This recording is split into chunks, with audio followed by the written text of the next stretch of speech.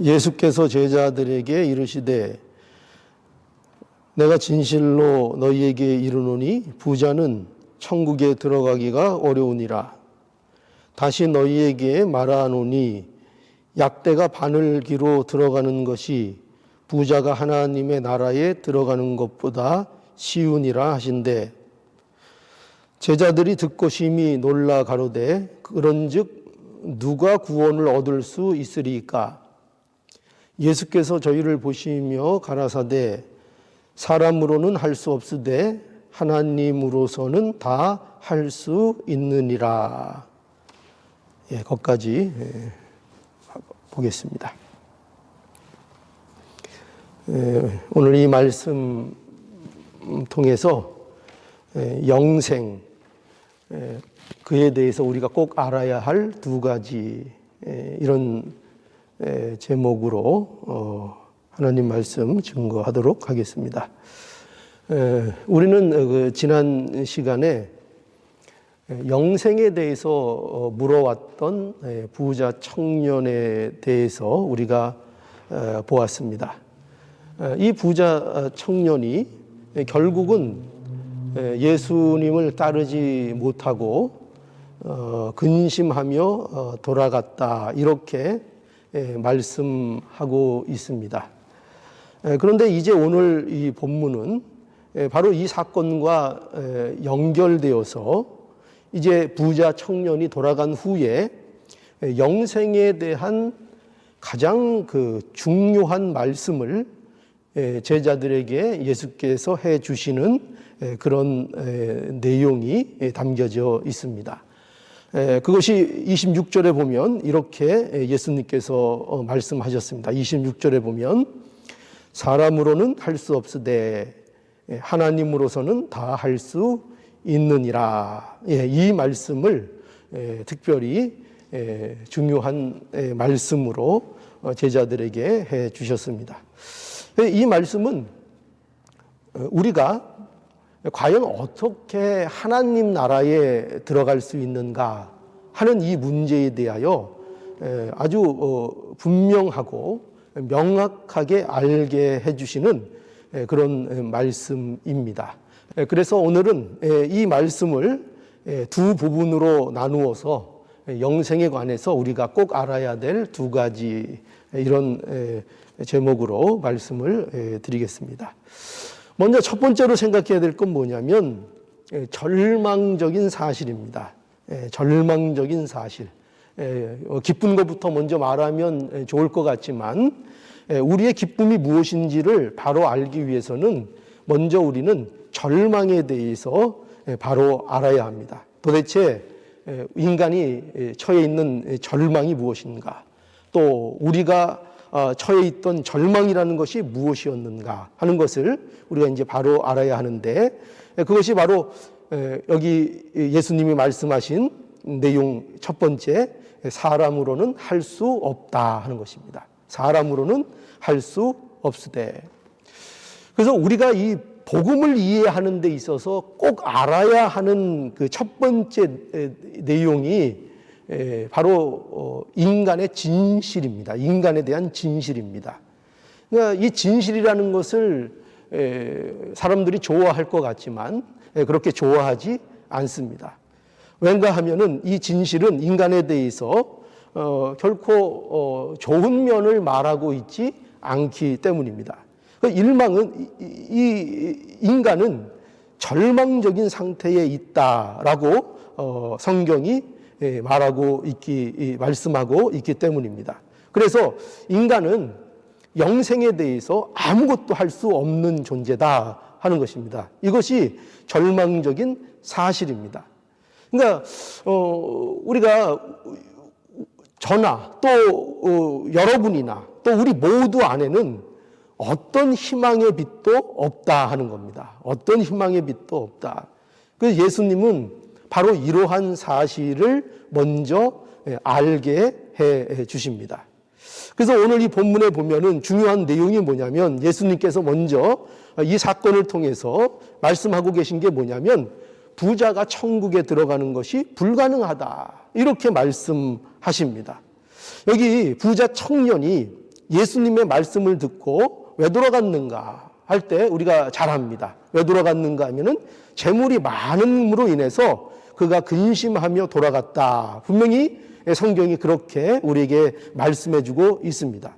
예수님께서는 이러한 광경을 지켜보았을 만한 제자들에게 이제 하시는 말씀이 뭐냐면 부자는 천국에 들어가기가 어렵다. 이렇게 23절에 말씀하고 있습니다. 예수께서 이 사실을 더군다나 어떻게 다시 한 번만 말씀하는 게 아니라 더 강조해서 비유까지 들어서 이 말씀을 확인해 주시는가 하면 약대와 바늘귀 비유를 들어서 말씀해 주십니다. 그래서 뭐라고 말씀하시는가 하면 약대가 바늘귀로 들어가는 것이 부자가 하나님의 나라에 들어가는 것보다 쉬우니라. 이렇게까지 예수님께서 강조해 말씀하십니다. 우리가 잘 아는 대로 약대는 낙타를 얘기합니다. 이 낙타는요, 그 팔레스타인 지역에서 볼 수 있는 육상 동물 중에서 어떻게 보면 가장 큰 동물이라고 할 수 있습니다. 뭐 더 큰 동물이 있는지 없는지 뭐 정확하게는 뭐 알 수 없지만 어쨌든 우리가 쉽게 알 수 있는 것, 낙타는 그 지역에서 가장 큰 동물을 말하는 것이 분명합니다. 그리고 이 바늘귀라는 것은 우리가 일상생활에서 발견할 수 있는 가장 작은 구멍입니다. 그러니까 이 비유를 통해서 예수님께서 강조하고 계신 사실은 뭐냐면 사실상 부자가 천국에 들어가는 것은 사실상 불가능하다. 이렇게 말씀하고 있는 것입니다. 굉장히 당황스러운 얘기죠?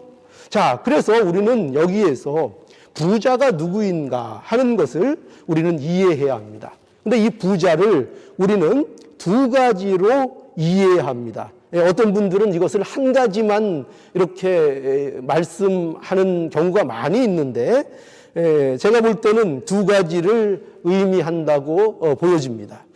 뭐냐면 첫째는 이 부자는 말 그대로 부자입니다. 재물이 많은 자입니다. 그러니 좀 당황스럽죠? 아마 그래도 우리 교회에서는 뭐 이 문제가 당황스러우실 만큼 부자는 제가 없을 거라 이렇게 생각이 드는데 어쨌든 이 본문에서 말하고 있는 중요한 부자는 누구냐? 바로 재물이 많은 부자를 말합니다. 자, 근데 우리는 이게 당황스럽습니다. 그러나 한번 우리가 생각해 볼 때에 무엇을 생각해 봐야 하는가 하면은 인간을 지배하는 것 중에 대표적인 것이 무엇이냐 하는 겁니다. 인간의 마음을 지배하는 것, 가장 인간을 강력하게 지배하는 것, 그것은 바로 재물입니다. 재물, 물질입니다. 그래서 이 재물의 이 매력, 재물이 가지고 있는 이 매력, 그리고 그 재물이 가지고 있는 그 파워, 이것은 정말로 우리가 상상하는 것 이상으로 대단한 것입니다. 그래서 이 재물은 인간을 중독시키고 인간을 착각에 빠지게 할 수 있습니다. 어떤 착각입니까? 만족스럽다는 착각, 편안하다는 착각, 이 착각 속에 얼마든지 빠지게 만들 수 있는 힘을 갖고 있는 것이 바로 재물입니다. 부라는 것입니다. 그래서 인간이 원래 목적하고 인간이 원래 가장 인간에게 복된 천국이라는 것을 인간에게서 잊어버리게 만드는 가장 강력한 것이 뭐냐? 그것이 바로 재물이라는 것입니다. 그래서 여러분, 우리가 안타까운 현실이 뭐냐? 인간 중에는요, 이 재물의 이 매력을, 이 무시무시한 재물의 힘을, 이것을 무시할 만한 능력을 가진 사람은 이 세상에 거의 없습니다. 거의 제로에 가깝습니다. 사실은 없다고 봐야 합니다. 이 재물의 매력, 이 힘, 여기에 현혹되지 않고 이것을 무시하고 넘어갈 수 있는 사람은 거의 없습니다. 그 왜 그럴까요? 그것은 왜 그런가 하면 그것은 인간이 죄로 타락한 상태에 있기 때문입니다. 그것이 성경이 분명하게 증언하고 있는 사실입니다. 어떤 인간도 이 성경의 판단에서 벗어나는 사람이 없습니다. 모든 사람은 죄인으로 태어납니다. 그래서 이러한 인간에게 부라는 것은요, 이 재물에 대한 욕심이라는 것은요, 결코 스스로 벗어버릴 수 없는 매력과 힘을 가지고 있는 겁니다. 그래서 모든 사람들의 소원이 뭘까요? 모든 사람들이 사실은 여러 가지 형태로 자기의 소원들을 얘기하지만 그 모든 소원들의 정점에 있는 거 뭐냐 하면 부자가 되는 겁니다. 부자가 되고 싶은 것. 그래서 어떻게 하고 싶은 겁니까? 그 부자가 되고 싶은 마음, 부하려는 마음을 갖게 되는 근본적인 원인이 뭐냐? 그래서 누구도 의지하지 않는 자기 마음대로 원 없이 할 수 있는 그런 사람이 되고 싶다는 것입니다. 그러니까 인간이 갖고 있는 이것이 바로 죄성입니다. 그 누구도 의지하고 싶지 않은 겁니다. 누구까지도요? 하나님까지도 의지하지 않고 살 수 있는 방법이 있다면, 하나님을 의지하지 않고도 만족할 수 있는 방법이 있다면 얼마든지 그 방법을 택할 수 있는 것이 바로 인간의 상태라는 것을 우리는 알아야 합니다. 이렇게 재물은요, 인간을 지배하는 가장 강력한 것입니다. 그러니 여러분 생각해 보세요. 자, 부자면은 죄로 타락한 인간에게 무엇이 더해진 겁니까? 바로 이 강력한 재물이 더해져 있는 것입니다. 그렇지 않아도 죄로 타락한 인간이라 어디를 못 가요? 천국에 들어갈 수 없습니다. 그런데 그 강력한 물질이라는 것이 그 사람을 온통 지배해서 천국에 대한 생각 자체를, 영생에 대한 생각 자체를, 이런 것들을 할 수 없도록, 또 한다고 해도 넘어설 수 없도록 붙잡고 있다는 것입니다. 그래서 그런 의미에서 부자는 분명하게 어디를 못 갑니까? 천국에 못 갑니다. 그렇지 않겠습니까? 부자가 어떻게 천국에 갈 방법이 있겠습니까?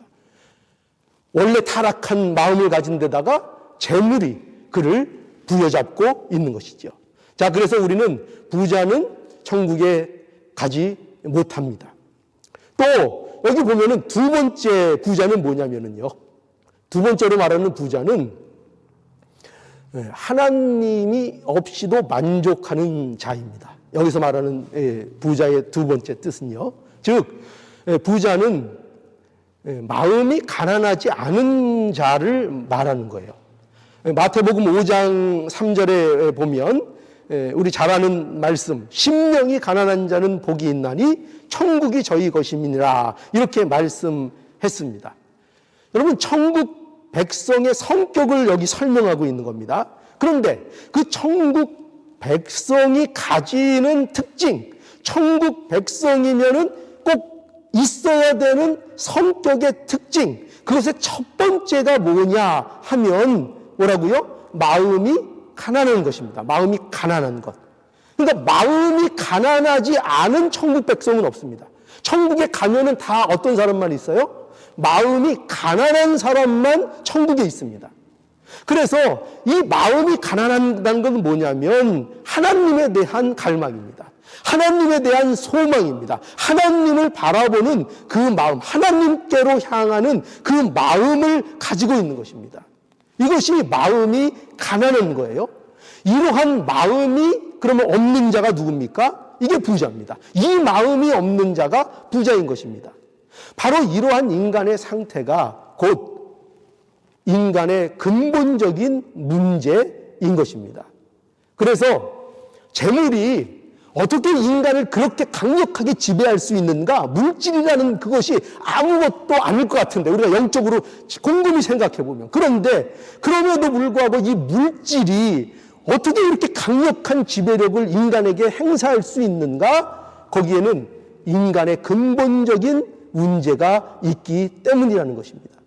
그러니까 이 부자 청년이 재물이 많음으로 인해서 근심하며 돌아갔다는 그 이유가 바로 여기에 있는 것입니다.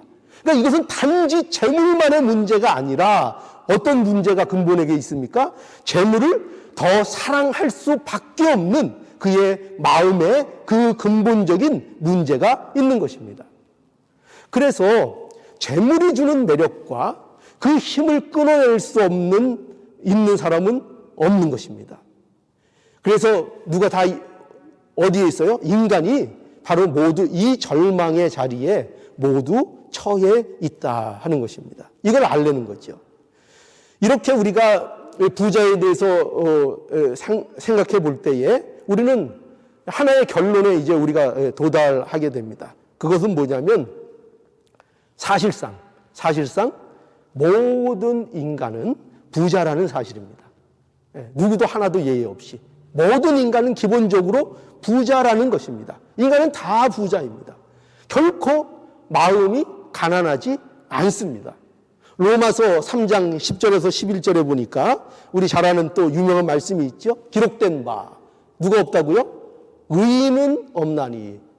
몇 명 없다고요? 하나도 없으며 깨닫는 자도 없고 또 어떤 자도 없다고요? 하나님을 찾는 자도 없고. 이게 성경의 진술입니다. 이 세상에는 그 누구도 마음이 가난한 자가 없습니다. 하나님을 스스로 찾는 자가 없습니다. 그리고 그러한 부자의 상태를 더욱 견고하게 하는 세상의 풍요로움이 그들에게 더해 있는 것입니다. 그러니 생각해 보십시오. 이와 같은 모든 사람은 결코 이 자리에서, 이 부한 자리에서 벗어날 수 없습니다. 모두 어둠 가운데 처해 있는 것입니다. 모두 절망 가운데 있는 것입니다. 이것이 바로 우리가 먼저 알아야 될 생이 무엇인지, 하나님께서 우리에게 어떤 복을 주셨는지 이것을 우리가 분명하게 이해하고 알기 위해서는 바로 이 절망을 우리는 먼저 목격해야 하는 것입니다. 이 절망을 발견하지 못하고 이 절망을 보지 못하고는 결코 영생이 무엇인지, 하나님이 우리에게 주신 복이 무엇인지를 우리는 결코 알 수 없다는 것입니다. 자, 그래서 절망, 그것이 우리에게는 늘 피해야 될 것, 어려운 것으로만 느껴지지만 물론 그런 거죠. 그러나 우리의 이 절망의 상태에 있었던 것, 또 인간이 어떤 상태에 있는가 하는 이 절망이라는 것에 대해서 우리는 분명히 알고 인식해야 할 것입니다. 이것을 인정해야 할 것입니다. 쉽지 않은 일이죠. 자존심이 강한 사람들에게 있어서 이 문제를 인정하는 것 참으로 힘들 것입니다. 그러나 먼저 반드시 이 절망의 자리에 있는 우리 자신들에 대하여 우리는 인정해야 할 것입니다. 자, 그래서 오늘 이 말씀을 듣고 제자들도 그랬어요. 제자들도 이 말씀을 듣고 어떻게 되어 있는가 하면은 제자들이 낙담했습니다.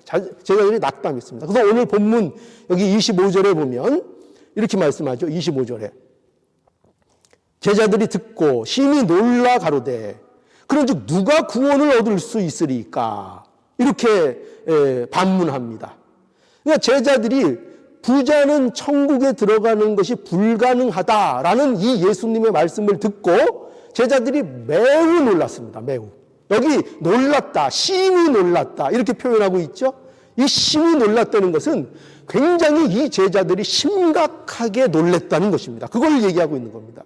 그래서 뭐라고 했어요? 아니 예수님, 그러면 과연 부자가 천국에 가지 못하면 누가 천국에 갈 수 있습니까? 과연 누가 천국에 갈 자격이 있습니까? 이렇게 예수님에게 심각하게 반문한 것입니다. 자, 여러분, 우리는 여기서 뭘 우리가 알아야 되는가 하면 제자들이 왜 이렇게 심각한 반응을 보였는가, 왜 이렇게 놀랬는가 하는 것입니다. 거기에는 이유가 있습니다. 뭐냐면 이 부자가 천국에 못 들어간다는 것은, 이 말씀은요, 당시 이 제자들에게 굉장한 충격이었습니다. 어떻게 보면 오늘날 이 말씀을 충격으로 듣는 그런 분들도 오늘날도 있을 것입니다. 왜냐하면 당시 부에 대한 이해는요, 오늘날도 사실은 비슷하지만 당시 부에 대한 이해는 뭐라고 이해됐습니까? 하나님의 은총이었습니다. 하나님의 은총이고 하나님의 복이었습니다. 그래서 우리가 잘 아는 대로 구약 성경에 보면 부는 하나님의 은총의 표현이었습니다. 예, 사실 그렇게 쓰였습니다.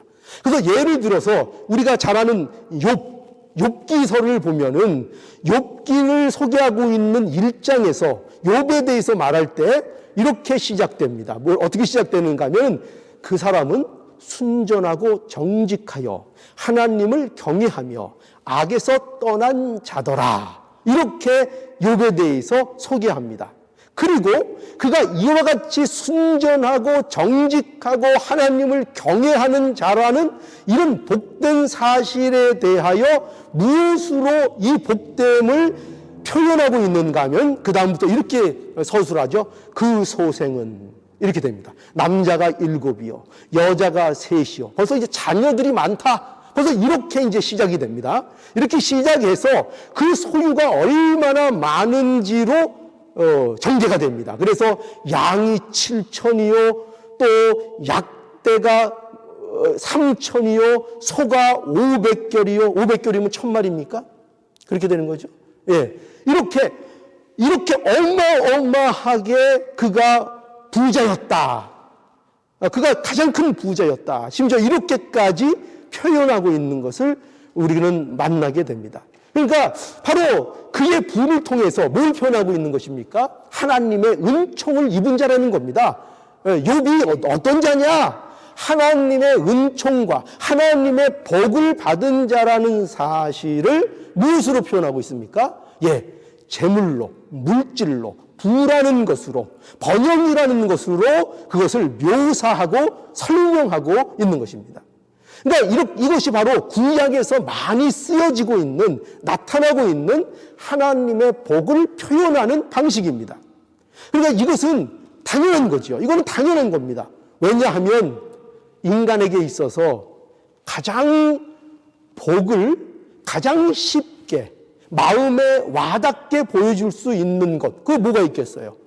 그 물질이죠. 그죠? 재물입니다. 그것이 인간의 마음에 복이 이런 거구나. 복이 이렇게 좋은 거구나. 복이 이렇게 윤택하고 이렇게 우리에게 유익한 거구나. 라는 것을 우리의 삶 속에서 가장 쉽게, 가장 분명하게 보여줄 수 있는 게 뭐라고요? 그게 이제 물질의 부인 것입니다. 그래서 예수님 당시에도요, 부를 하나님의 은총이요, 복으로 여겼습니다. 당연히. 이 예수님 당시에도 그랬고, 또 제자들도 마찬가지입니다. 제자들도 이 부라는 것을 하나님의 은총이요 복으로 여겼습니다. 그래서 제자들은 부자가 구원을 받지 못한다 하는 이 사실에 대해서 이렇게 충격을 받은 겁니다. 분명히 부자라는 것은 하나님의 은총인데 하나님의 복으로 알고 있는데, 그런데 저 부자 청년이 또 저렇게 잘나고 무엇 하나 율법으로도 어떤 것도 흠잡을 수 없는 그런 자들이 하나님의 나라에 가지 못한다면, 그러면 과연 우리와 같은 평인들은 어떻게 구원을 받을 수 있을까 해서 이렇게 충격을 받고 있는 것입니다. 그래서 우리는 이 말씀을 통해서 우리가 하나 분명하게 짚고 넘어가야 될 대목이 있습니다. 우리가 바른 신앙을 가지기 위해서 우리가 이것은 분명히 알아야 하는데요. 그게 뭐냐면 부는 결코 복의 기준이 아니다 하는 것입니다. 부는 결코 복의 기준이 아닙니다. 성경에서 말하는 복의 기준은 결코 부가 아닙니다. 부가 이런 거는 가능합니다. 부가 복을 표현하는 한 예가 될 수는 있습니다. 그렇죠. 구약에도 그렇게 했습니다. 구약에도 부가 복이 무엇인지를 설명하는 것으로 그런 재물적인 풍요를 설명으로 썼습니다. 그러니까 복이 무엇인가를 표현하는 것으로는 마땅히 쓰일 수 있는 좋은 것이지만 그 부가 복이다. 또 그 부가 복의 기준이다. 이렇게 되어서는 안 됩니다. 성경에서 말씀하는 복의 기준은 오직 하나입니다. 우리는 이건 분명히 해야 돼요. 뭐죠? 오직 하나, 예수 그리스도입니다. 성경에서 말하고 있는 복은 이것 외에 말하고 있는 것이 없습니다. 예수 그리스도만이 복입니다. 구약에서 하나님의 사람들의 번성과 부는 바로 이 예수 그리스도로 인한 성도의 복됨을 예언적으로 보여주는 그 설명이라고 봅니다. 물론 그 당시 복으로 받은 것이 분명합니다. 그러나 오늘날 우리에게 이것이 무엇으로 보여지기를 원하시는가 하면 바로 또 어떤 예언적 의미를 영적으로 담고 있는가 하면은 바로 예수 그리스도 그 물질의 풍요를 통해서 그 성도가 누리는 예수 그리스도 안에서의 복이 무엇인가 그것을 보여주고 있는 것입니다. 그러니 구약의 선진들에게도 세상적인 번영이 사실 복이 아니었습니다. 그들에게도 복처럼 그것이 그들에게 주어졌지만 그들에게 정작 사실은 엄밀하게 말하면 그들에게도 복은 세상적인 번영이 아니었습니다. 뭐가 그들에게도 복이었습니까? 하나님의 약속대로 오실 예수 그리스도가 그들에게는 복이었습니다. 그들의 궁극적인 복, 그들 안에 그들을 그렇게 복되게 하고 그들을 그렇게 풍성하게 한 그 원인, 그것을 통해 무엇을 보여주고 계시는가?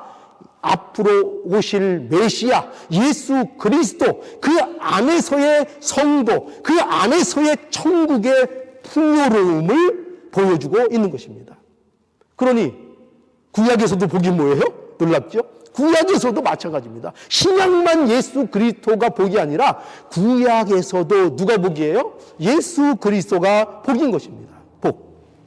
여러분, 그래서 보십시오. 예수께서 복에 대해서 어떻게 말씀해 주시는가 하면, 예수께서 우리 가장 복에 대한 대표적인 말씀이 우리 산상수훈의 말씀 팔복이죠. 거기에 보면은 복에 대해서 뭐라고 했어요? 심령이 가난한 자는 복이 있다, 이렇게 말씀하셨고, 그죠? 마태복음 5장 3절 또 애통하는 자는 복이 있다, 이렇게 또 말씀하셨고, 또 온유한 자는 복이 있다, 이렇게 말씀해 주셨습니다. 이런 것들을 복으로 말씀하시는 데는 이유가 있죠. 왜 이런 것을 복으로 말씀하시죠? 하필이면 그것은 이런 것들이 다 무엇과 연결되어 있는 겁니까? 예수 그리스도로 인하여 가지게 되는 상태를 설명하고 있는 것입니다. 다. 그죠? 이 모든 것들은 예수 그리스도가 빠지면 나타날 수 없는 것들입니다. 이 모든 것, 가난하고 애통하고 온유하고 의를 위해 핍박받고 하는 이 모든 것들은 누구에게만 가능한 것이냐? 예수 그리스도 안에 있는 자들에게만 가능한 것입니다. 그러니까 예수님과 관련된 것만 복인 것입니다. 예수님으로부터 나온 열매만 복이 되는 것입니다.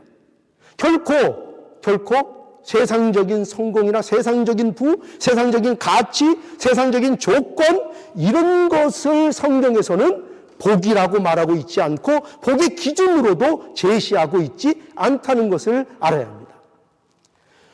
예수 외에는 다른 것은 하나님의 복의 기준이 될 수 없습니다. 부라는 것이 내가 하나님의 복을 받았다라는 기준이 될 수 없습니다.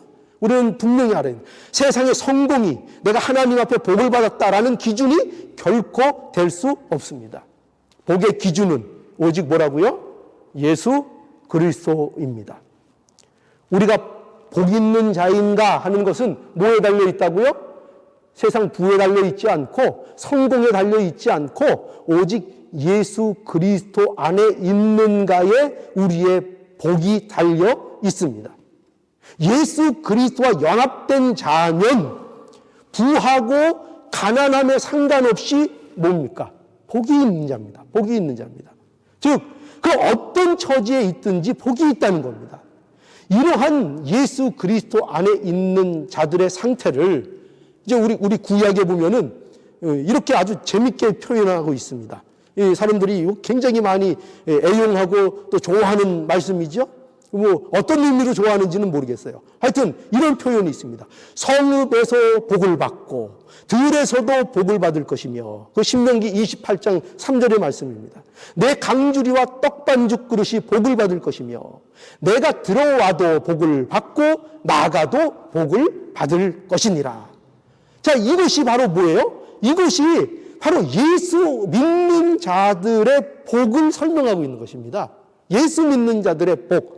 그러니까 어떻게 이런 복이 가능합니까? 세상에, 그죠? 어떻게 나가도 복이 되고 들어와도 되고 복이 되고 성읍에 있어도 복이 되고 들에 나가도 복이 되고 어디 가도 복이 되고 세상에 이런 일이 어떻게 가능할 수 있습니까? 어떻게? 세상엔 나가면은 넘어지는 일도 있고, 그죠? 엎어지는 일도 있고, 어디 가나 안 좋은 일, 불행으로 느껴지는 일, 어디 가나 있게 됩니다. 그런 일이 없는 데는 없어요. 그런데 어떻게 된다고요? 성읍에서도 복을 받고 들에서도 복을 받고 내 강주리와 떡반죽 그릇이 복을 받을 것이고 내가 들어와도 복을 받고 나가도 복을 받을 것이다. 이거 어떻게 이게 가능합니까? 예, 가능하지요. 누가 함께함으로요? 예수 그리스도와 함께하는 것이 복이기 때문에 가능한 것입니다. 지금 그 복을 얘기하고 있는 겁니다. 예수 그리스도가 함께하는 자의 복됨을 얘기하고 있는 겁니다. 그러면 예수 그리스도가 함께하는 자는 어떤 자예요? 성읍에서도 복을 받고 들에서도 복을 받고 내 강주리와 떡반죽 그릇이 복을 받고 내가 들어가도 복을 받고 나가도 받는 그 복을 받는 겁니다. 누가 함께 있으면요? 예수 그리스도가 함께 있으면요. 그 복을 말씀하고 있는 겁니다. 그러니까 이 복을 모르면 어떻게 됩니까? 예수를 믿어도 천국 백성이라고 하면서 이 복을 모르면 뭐를 부러워해요? 세상 사람들의 형통을 부러워하게 됩니다. 여러분들은 어떻습니까? 혹 이유 없이 잘 되는 세상 사람들, 하나님 믿던 말던 성공하고 부를 챙기고 복권을 하면 1등이 당첨되고 이런 사람들 보면 부러운 마음이 드십니까? 만약에 이런 것들이 부럽다면 그러면 안 됩니다. 우리가 복이 무엇인지를 모르면 이런 것으로 인하여 부러워할 수 있습니다. 왜? 물론 믿음에 좋은 사람도 완전히 전혀 안 부러울 수는 없어요. 좀 부러운 건 사실이에요. 그러나 복을 바로 알 때 우리가 하나님 없이 세상에서 풍요롭고 화려한 자들을 그들의 그 부유함을 동경하게 되는 것입니다. 우리가 이 복을 제대로 모르면요. 자, 그래서 우리가 이 복의 기준, 그것이 무엇인지를 우리는 분명히 알아야 되겠습니다. 부는 결코 복의 기준이 될 수 없고 오직 복의 기준은 예수 그리스도이십니다. 자, 이것이 바로 우리가 알아야 될 첫 번째 우리의 중요한 내용입니다. 이제 두 번째 우리가 알아야 될 중요한 내용은요. 이제 예수님께서는 이제 절망을 느꼈을 것으로 보이는 이 제자들에게 이제 위로와 희망의 메시지를 이제 말씀해 주십니다.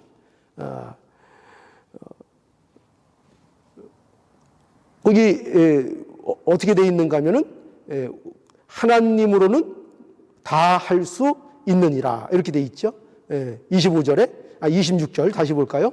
예수께서 저희를 보시며 가라사대 사람으로는 할 수 없으되 하나님으로는 다 할 수 있느니라. 참 예수님께서 먼저 절망에 대해서 절망스러운 것에 대해서 말씀해 주셨습니다. 근데 그 말씀은 왜 그 말씀을 하셨어요? 그 뒤에 무엇이 있는가 하는 것을 말씀하시기 위해서 하신 것입니다. 사실은. 그러니까 우리가 병을 치료하기 위해서는 먼저 뭐가 필요합니까? 그 병이 우리에게 있다는 것을 알고 그것을 받아들이는 것이 먼저 전제되어야 하죠. 그래서 예수님께서는 이 우리 인간에게 있는 절망의 자리에 대해서 먼저 말씀해 주셨습니다. 그리고 이제 무엇을 말씀해 주시는가? 위로와 희망의 말씀을 주십니다. 하나님으로는 다 할 수 있다. 이렇게 분명히 예수님께서 말씀해 주시죠.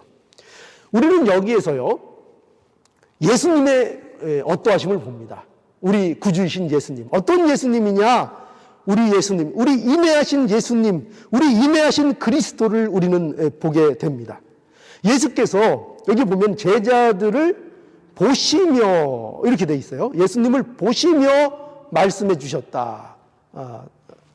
그렇죠? 26절에 예수께서 저희를 보시며 가라사대 이렇게 돼 있습니다. 저희를 보시며. 무엇을 보았는가? 예수님께서 제자들을 주목해 보신 거죠. 근데 그냥 이건 단순히 뭐 그들의 외형적인 모습만 보셨다는 뜻은 아닙니다. 그렇죠? 무엇을 보셨는가? 그들의 상태를 보셨죠. 그들의 마음을 보신 것입니다. 그들이 지금 낙담하고 있는 것을 보신 것입니다. 또 그들이 지금 의로가 필요하다는 것을, 그들에게 희망의 메시지가 필요하다는 것을 이제 아신 것입니다. 여러분, 하나님은 어떤 하나님이신가? 놀랍게도 우리 인간에게 있어서 가장 필요한 것을 아시는 하나님이십니다.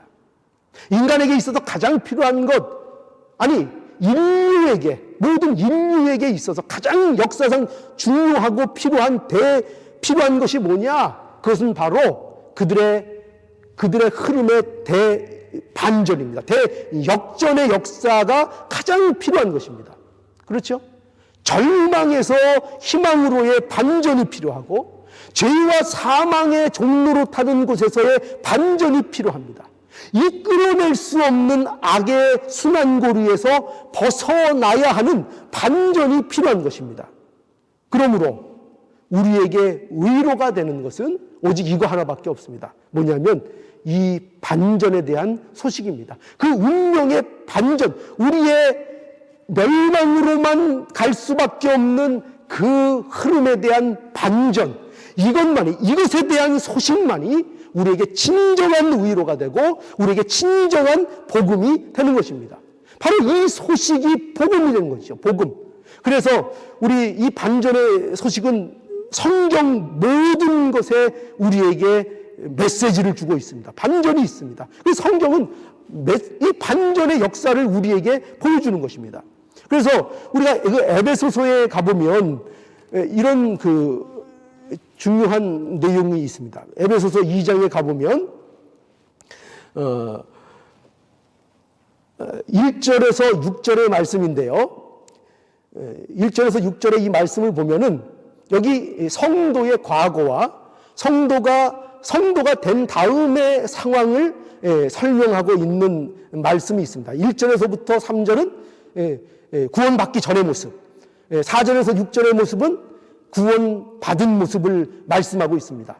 그런데 이 사이에 4절이 시작하는, 반전이 시작하는 그 앞에, 이 우리말 성경에는 지금 이 번역이 생략되고 보이지 않지만 이 4절 앞에는 그러나가 감추어져 있습니다. 그러나.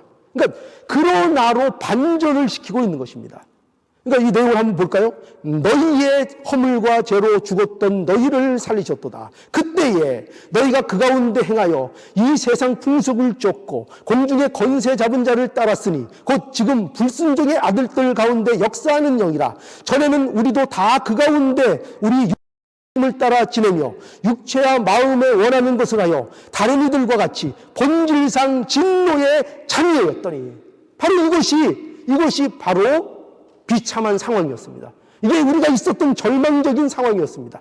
그런데 이제 4절이 시작되는 겁니다. 그러나 긍휼에 풍성하신 하나님이 우리를 사랑하신 그 큰 사랑으로 인하여 허물로 죽은 우리를 그리스도와 함께 살리시고 또 함께 일으키사 그리스도 예수 안에서 함께 하늘에 앉히시니. 이게 뭡니까? 이것이 성도의 현실인 것입니다. 완전히 역전되었습니다. 뭐로 역전되었는가? 예수 그리스도로 인하여 그 모든 상황이 완전히 대반전되어 역전되어 버린 것입니다. 이 역사를 무엇이 한다고요? 복음이 하는 것이다. 복음. 예수 그리스도. 복음으로만 뭐가 가능해요? 우리의 인생이 반전됩니다. 복음으로만 인류의 역사가 반전되는 것이었습니다. 어둠이 빛으로 어떻게 될 수 있는가? 예수 그리스도로만 이 반전이 일어납니다. 사망이 생명으로, 저주가 복으로 어떻게 반전이 됩니까? 오직 예수 그리스도, 오직 복음으로만 반전이 되는 것입니다. 그러니 참된 위로는 어디에밖에 없어요? 우리 인간에게 참된 위로는 복음밖에는 없습니다. 복음만이 진정한 위로가 됩니다. 그런데 이 반전의 역사를 누가 계획하고 누가 이루는가? 이게 이제 또 중요한 거예요. 바로 오늘 말씀의 또 중요한 핵심이 그거예요. 바로 이 반전의 역사를 누가 계획하고 누가 이루시는가? 하나님이 그렇게 하신다는 겁니다. 하나님이 인간의 노력으로 이 일이 이루어지는 것이 아니라는 것입니다. 하나님이 하신다는 것입니다. 예수님은 이렇게 말씀하지 않아요. 희망의 빛이 사람 안에 있다고 결코 말씀하지 않습니다. 사람 안에 사람을 잘 개발시키고 사람을 잘 교육하고 사람을 잘 만들어가면 그러면 그 사람 안에 영생의 빛이 그 사람 안에 구원받는 방법이 그 길이 희망의 빛이 사람 안에 있다고 그렇게 말씀하지 않습니다.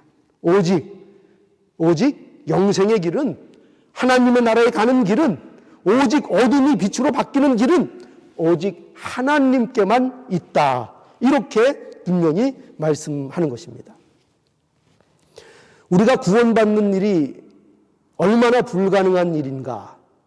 오늘 이 말씀을 통해서 우리는 그 절망의 상태를 잘 보았습니다.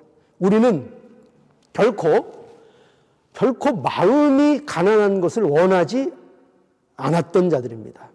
또 그것이 인간의 마음입니다. 결코 마음이 가난해지는 것을 원하지 않습니다. 모두 할 수만 있으면 부자가 되고 싶습니다. 이 상태에서 벗어날 능력이 없습니다. 우리는 그 누구도 어린 아이와 같이 되지 못합니다. 그렇게 되려는 마음 자체를 가지고 있지 않습니다. 다 부자가 되길 원합니다. 다 어른이 되길 원합니다. 그래서 어디에 가는 게 불가능해요? 천국에 가는 것이 가능성이 제로입니다. 그러나 오늘 이 일에 대해서 우리에게 이 불가능한 일을 누가 하신다고요? 하나님이 하신다. 이게 결론입니다. 하나님이 하신다. 그래서 결국 누구도 하나님 나라에 갈 수 있습니까? 부자도 가는 겁니다. 이제 부자도. 이 부자는 어떤 부자죠? 회개하고 예수 그리스도 믿는 부자겠죠. 그죠? 예수 그리스도 안에 있는 부자 하나님 나라에 갑니다. 뭐 물질이 문제가 아니고 이제 물질이 그를 막지 못합니다. 물질이 있어도 하나님 나라에 갑니다. 부자도 하나님 나라에 갑니다. 가난한 자도 갑니다. 종도 갑니다. 자유인도 갑니다. 어린아이도 갑니다. 노인도 천국에 갑니다. 하나님이 부자라는 장애물을 깨부셔버리십니다. 가난이라는 장애물을 넘게 하십니다. 종이라는 신분을 넘어서게 하십니다. 예수 그리스도 안에서 하나님께서 이기게 하십니다. 예수 그리스도 안에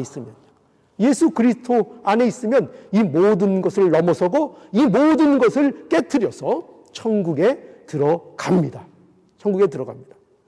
우리가 늘 부족하지만 낙담하지 않고 우리가 포기하지 않고 또 날마다 넘어지는 일이 잦지만 그래도 다시 일어날 수 있는 것은 그래서 우리가 이 거룩을 향하여 우리가 얼마나 이 거룩에 비할 때 참으로 부족하고 연약합니까? 그럼에도 불구하고 우리가 끊임없이 또 일어서서 손을 털고 거룩을 향하여 발걸음을 내디딜 수 있는 것은 이런 용기와 이런 힘은 바로 어디에 있는가? 이 일을 하나님이 하시기 때문입니다. 우리는 그것을 믿기에 또 일어나서 또 부족하지만 또 걸어갑니다.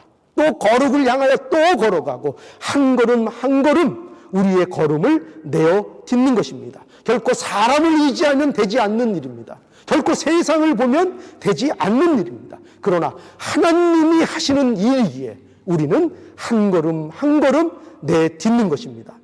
오늘 이 예수님의 말씀, 그래서 얼마나 우리에게 위로가 되고 귀한 말씀인지 모릅니다. 우리에게 가장 중요한 영생이 누구의 손에 달리지 않았다고요? 얼마나 다행입니까? 사람의 손에 달려있지 않습니다. 우리 영생의 문제가 사람의 손에 달려있지 않습니다. 하나님께서 하시는 일입니다. 우리는 연약하고 늘 변하기를 잘하고 변덕이 많고 이런 사람인데 이런 연약하고 변덕이 심한 우리의 손에 영생의 문제가, 천국에 들어가는 문제가 결코 달려있지 않고 실패가 없으신 전능하신 하나님 손에 달려있다는 이 사실이 얼마나 다행스럽고 얼마나 안전한가, 우리는 이것을 보게 되는 것입니다. 예수 그리스도 안에서의 이 대반전의 역사, 이 대반전의 역사가 오늘날 저와 여러분들 또 우리 모두의 것이 되기를 오늘 이 말씀을 통해서 간절히 소원합니다. 기도하시겠습니다.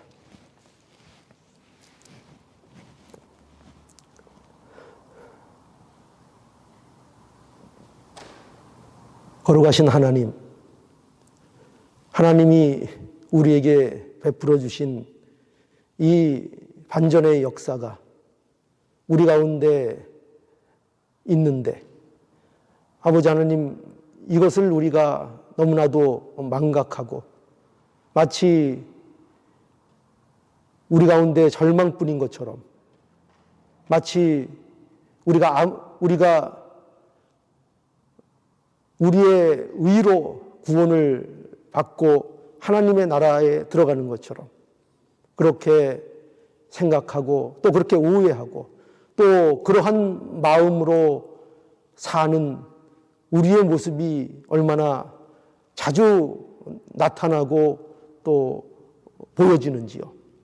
아버지 하나님, 오늘도 하나님께서 우리에게 말씀을 주시길, 사람으로는 할 수 없으되 하나님으로는 다 할 수 있다고, 하나님께서 이 일의 주관자가 되시고 계획자가 되시고 이 일을 이끌어 가시는 분이시라고, 하나님이 모든 것을 깨트리시고 이루어내신다고 우리에게 말씀해 주셨사오니, 이 하나님의 능력을 믿고 우리를 구원하시는 분은 전능하신 하나님이신 것을 믿고 예수 그리스도를 따라 순종하며 사는 우리의 복된 인생 되기를 아버지 하나님 간절히 원합니다.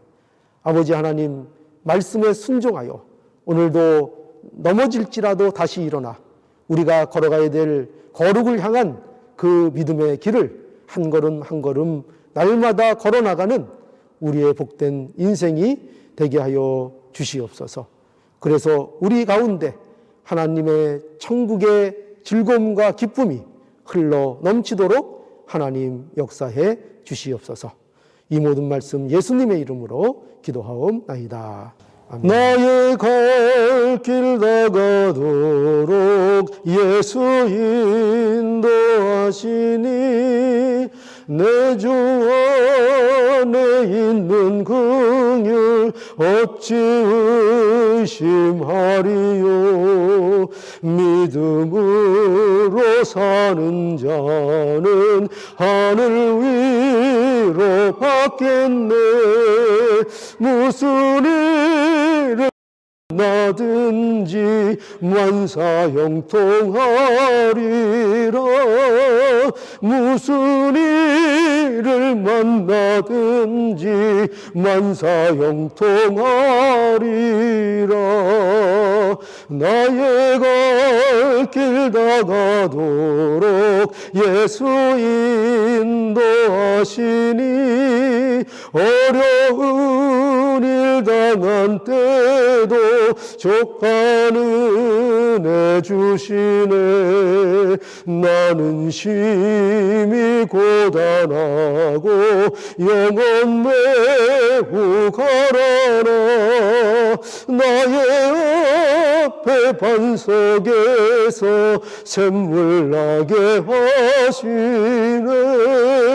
나의 앞에 반석에서 샘물 나게 하시네.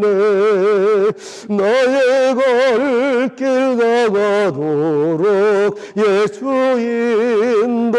인도하시니 그의 사랑 어찌 큰지 말로 할 수 없도다.